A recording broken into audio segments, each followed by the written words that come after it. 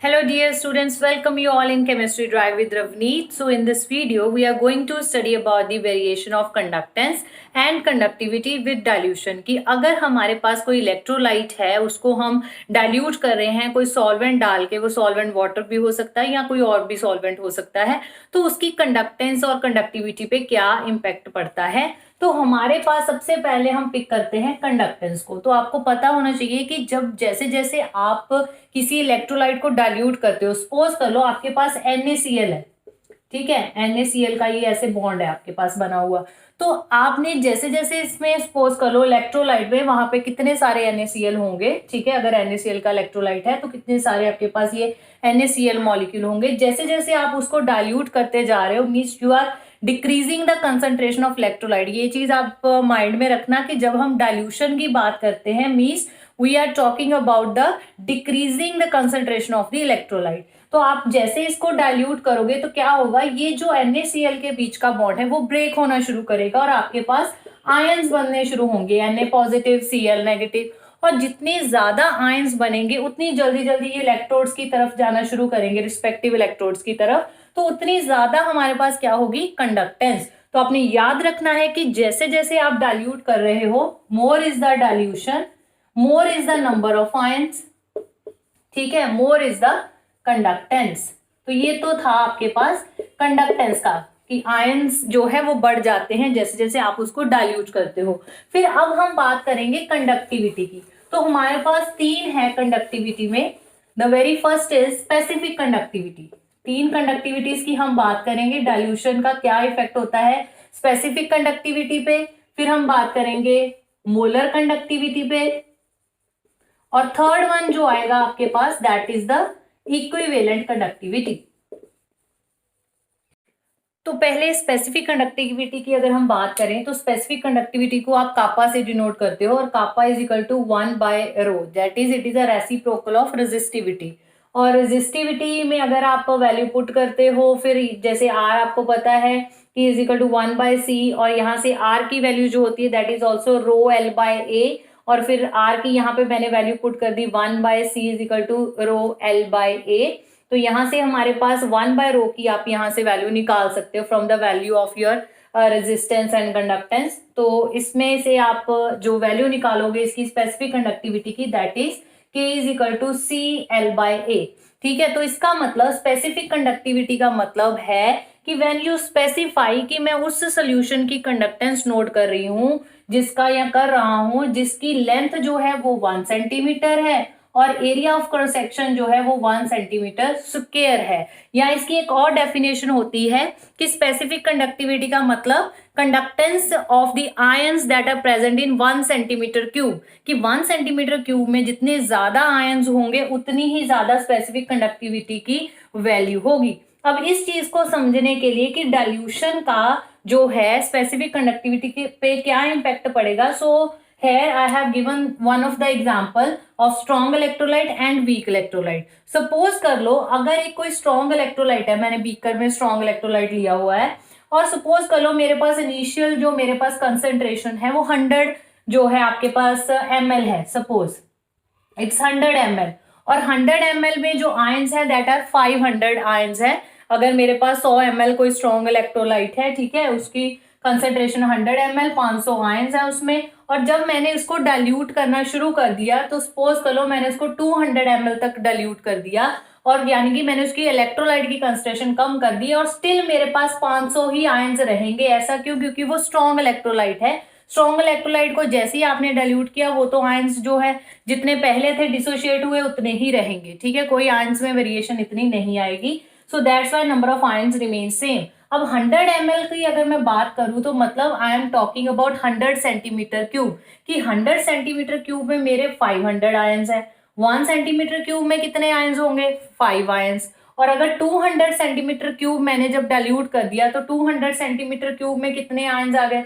वो उतने ही रहे 500 आयंस। पर 1 सेंटीमीटर क्यूब में कितने हो गए? 2.5 आयंस। इसका मतलब जब मैंने उसको डाइल्यूट किया तो मेरे पर सेंटीमीटर क्यूब में जो नंबर ऑफ आयंस थे वो कम हो गए।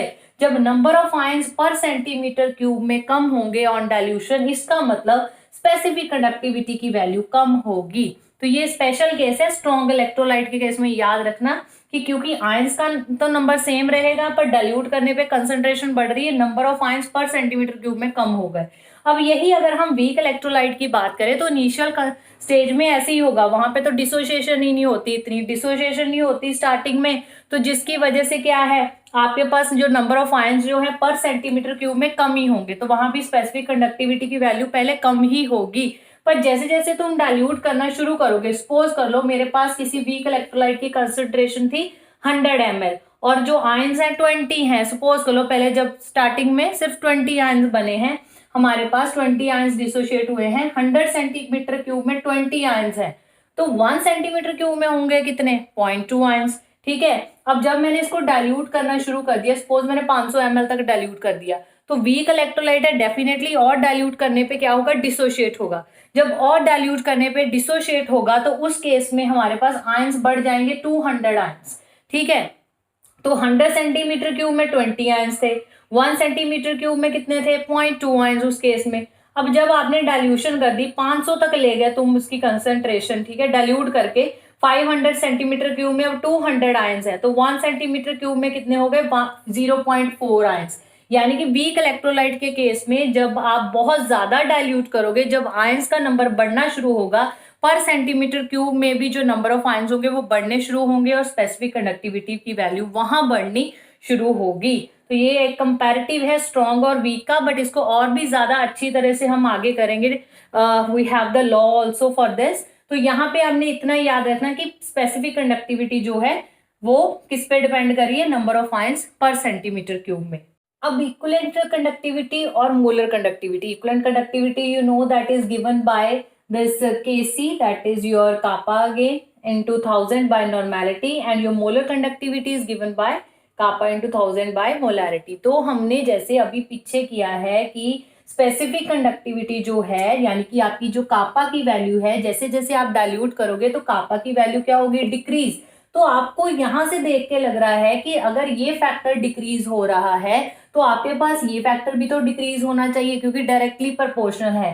पर क्योंकि जब आप डाइल्यूट करते हो तो आप वॉल्यूम भी तो बढ़ा रहे हो, ये सारा जो फैक्टर है ये वाला, ये वॉल्यूम ही तो है सोल्यूशन का, वॉल्यूम ऑफ सोल्यूशन, ये भी इधर 1000 by molarity, this is also the volume of solution. तो कहा जाता है कि जब डाइल्यूट करते हो आप तो ये फैक्टर पूरा जो है वॉल्यूम जो है सोल्यूशन का वो इतना बढ़ रहा है कि that it compensate the decrease in the value of specific conductivity, कि उस हद तक अभी ये फैक्टर डिक्रीज नहीं होता जितना ये फैक्टर इंक्रीज हो जाता है, जिसकी वजह से ओवरऑल आपके पास जो है इक्विवेलेंट कंडक्टिविटी और मोलर कंडक्टिविटी की वैल्यू जो है वो बढ़ेगी जब आप उसको डाइल्यूट करोगे। ये याद रखना है, both these value increases with increase in dilution, whereas your specific conductivity value decreases with the dilution।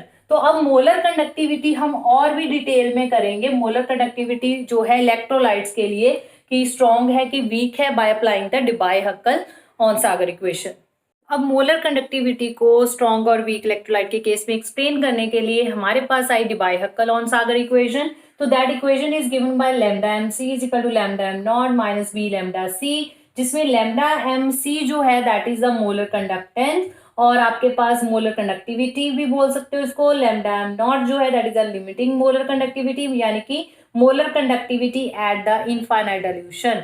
ठीक है, जब आप बहुत ज्यादा डाइल्यूट कर देते हो, बहुत ज्यादा सॉल्वेंट डाल देते हो, यानी कि आपने इलेक्ट्रोलाइट की कंसंट्रेशन बहुत कम कर दी, उस केस में आपके पास लिमिटिंग मोलर कंडक्टिविटी को आप लैम्डा एम नॉट से दोगे। फिर बी की जो है value that is the B is the constant, और हर इलेक्ट्रोलाइट के लिए बी की वैल्यू पर्टिकुलर होती है depending upon their charges. For example अगर मैग्नीशियम सल्फेट आप ले रहे हो तो मैग्नीशियम में 2 चार्ज होता है, दोनों पे है, मैग्नीशियम 2 पॉजिटिव सल्फेट 2 नेगेटिव, तो उस केस में हमारे पास बी की वैल्यू चार्जेस के अकॉर्डिंग होगी 2 होगी। NaCl लिया है KCl तो 1 चार्ज होता है तो वैल्यू इज 1। तो इस तरह आपके पास under root C is the concentration आपके पास इलेक्ट्रोलाइट की है। तो ये जो इक्वेशन है दैट इज डिबाय-हक्कल-ऑन-सागर इक्वेशन, तो इसमें हमने क्या किया, यही इक्वेशन अप्लाई करके हमने ग्राफ प्लॉट किया है स्ट्रॉन्ग इलेक्ट्रोलाइट और वीक इलेक्ट्रोलाइट के लिए। अब ये ग्राफ प्लॉट करते हो आप between the lambda m, okay, your molar conductance and your under root c that is your concentration of electrolyte। तो KCl की सबसे पहले अगर हमने एग्जांपल ली है स्ट्रॉन्ग इलेक्ट्रोलाइट में, तो कहा जाता है कि स्टार्टिंग में अगर आप देखते हो थोड़ा सा ग्राफ जो है आपके पास लीनियर आ रहा है और फिर उसके बाद ग्राफ लीनियर नहीं आ रहा है। ठीक है, लीनियर का मतलब तो यही हो गया ना, जैसे जैसे आप उसकी डाइल्यूशन कर रहे हो यानी आप कंसंट्रेशन को कम कर रहे हो। ठीक है, इस साइड ही ग्राफ प्लॉट हो रहा है, इस साइड को, तो आप जैसे जैसे कंसंट्रेशन कम कर रहे हो इलेक्ट्रोलाइट की, यू आर डाइल्यूटिंग, तो कंडक्टेंस भी बढ़ रही है स्टार्टिंग में। ठीक है, क्योंकि जैसे ही थोड़ा पानी डाला आयंस बनने शुरू हो गए, आयंस बनेंगे तो कंडक्टेंस बढ़ेगी।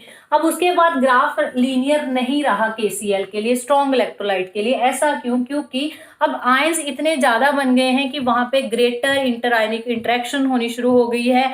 ठीक है, जिसकी वजह से कंडक्टेंस जो है वो कम होनी शुरू हो गई है। So there is a greater interionic interaction between the ions of the electrolyte in case of strong electrolyte. तो दैट्स वाई यहाँ पे हमारे पास जो ग्राफ है इसके बाद लीनियर नहीं होता। फिर उसके बाद जब और डाइल्यूट करते जाओगे तो क्या होगा, आयंस के बीच में कौन आता जा रहा है, आयंस के बीच में आ रहे हैं आपके पास सॉल्वेंट मॉलिक्यूल्स, जिसकी वजह से जो इलेक्ट्रोलाइट के आयंस होंगे वो दूर जाने शुरू होंगे, उनकी इंटर आयनिक अट्रैक्शंस जो है वो कम होनी शुरू होगी आपस में। इंटर आयनिक वो इंट्रैक्शंस कम होने की वजह से अब क्या है, मोलर कंडक्टेंस की वैल्यू बढ़ेगी। और इसको अगर आप एक्स्ट्रापोलेट करोगे, it will meet at one point of this Y axis, जिसको आप कहोगे ये हमारी लिमिटिंग मोलर कंडक्टिविटी की वैल्यू है। ये हमारी इनफाइनाइट डाइल्यूशन पे क्या मोलर कंडक्टिविटी होगी KCl की, वो आप यहां से पता कर सकते हो।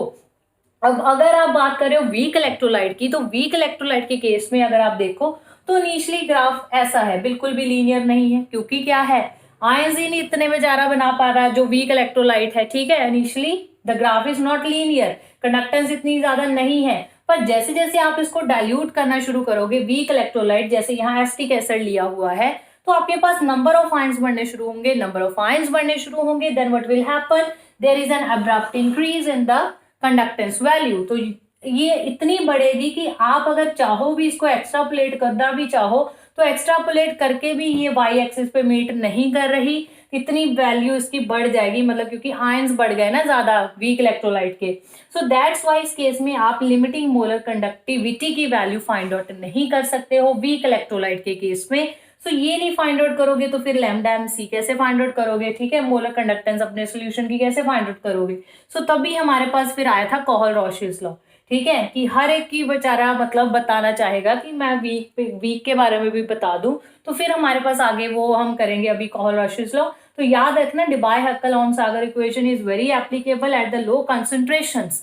ठीक है, specially in case of your strong electrolyte, और इस केस में आप इसको बड़ी ही आसानी से ये चीज फाइंड आउट कर सकते हो, मतलब ये इक्वेशन आप पूरी यहाँ पे अप्लाई कर सकते हो स्ट्रॉन्ग इलेक्ट्रोलाइट के लिए। सो ये है हमारे पास डिबाय-हक्केल-ऑन-सागर इक्वेशन। तो अब हम करेंगे कोहल-रोशीस लॉ।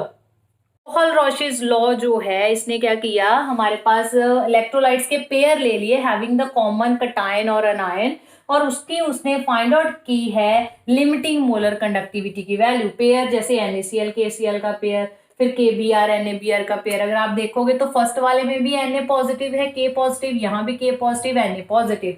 इनकी लिमिटिंग मोलर कंडक्टिविटी की वैल्यू फाइंड आउट की और उसका डिफरेंस देखा तो सेम आ रहा था डिफरेंस, जैसे यहाँ पे देखिए 23.41 है 298 केल्विन पे, ऐसे यहाँ पे भी 23.41 है। यहाँ से ये पता चला कि जो ईच आयन है, ठीक है, ईच आयन जो है वेदर इट इज कटायन और अनायन, जब आप किसी इलेक्ट्रोलाइट को इनफाइनाइट डाइल्यूट कर देते हो, उसमें बहुत ज्यादा सॉल्वेंट डाल देते हो, तो इनफाइनाइट डिल्यूशन पे क्या होता है कि हर आयन इंडिविजुअली कंट्रीब्यूट करता है towards the total molar conductivity, limiting molar conductivity of the electrolyte. तो जैसे सपोज करो ये आपके पास जनरल फॉर्मूला है लैम्डा नॉट एम, कोई हमारे पास इलेक्ट्रोलाइट ए बी है, ठीक है, उसमें नंबर ऑफ एक्स जो है ए है, वाई नंबर ऑफ बी है, और जब ये डिसोशिएट होगा तो obviously sorry X number of A positive में और Y number of B negative में ये हमारे पास डिसोशिएट होगा। ठीक है, तो हमारे पास जो टोटल जो है लैम्डा नॉट एम की वैल्यू होगी that will be the sum of both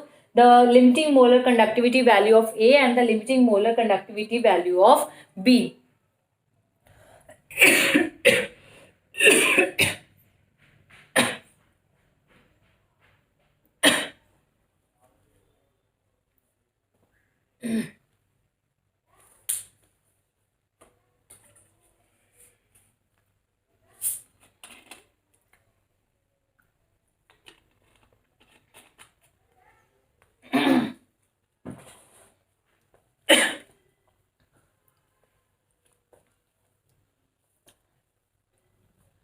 अब कोहल-रोचिस लॉ क्या कहता है कि एट इनफाइनाइट डाइल्यूशन, कि जब आप इलेक्ट्रोलाइट को बहुत ज्यादा डाइल्यूट कर देते हो, उसमें बहुत ज्यादा सॉल्वेंट डाल देते हो, तो वो उसके जो आयंस है वो इंडिविजुअली कंट्रीब्यूट करते हैं towards the total molar conductivity जो है हमारे पास एट इनफाइनाइट डाइल्यूशन। तो इस चीज को समझने के लिए ये आइडिया कहाँ से आया? So what Kohlrausch's law has taken the pair of the electrolyte.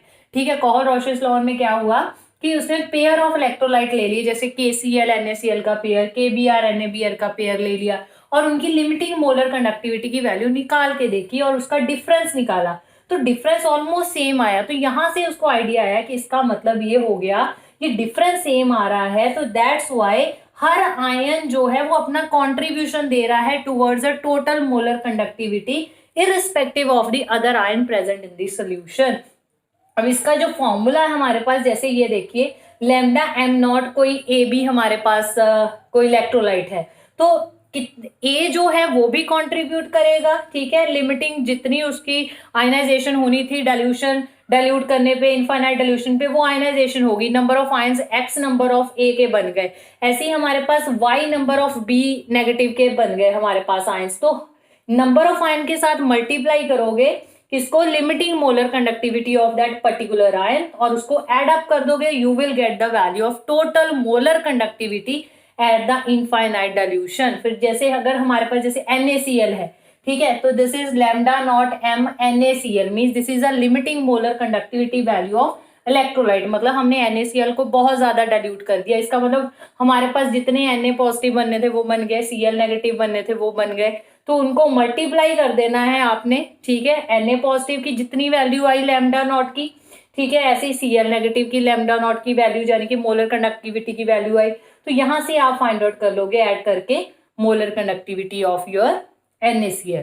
अब बिल्कुल इसी तरह अगर आपको इक्विवेलेंट कंडक्टिविटी ढूंढनी है तो सेम आपने क्या करना है, addition of the ionic conductivity की जो आयंस बने हैं, इक्विवेलेंट कंडक्टिविटी के केस में हम इसको कहेंगे ionic conductivity of cation, ionic conductivity of anion, दोनों का सम अप करिए and you will get the value of equivalent conductivity of your electrolyte. So these are all the variations of your conductivity and conductance with dilution, और जो भी laws या जो equations जो इसमें लगनी थी।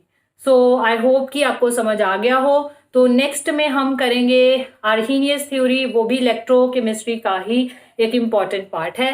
Till then thank you so much, keep watching and keep sharing chemistry drive with रवनी।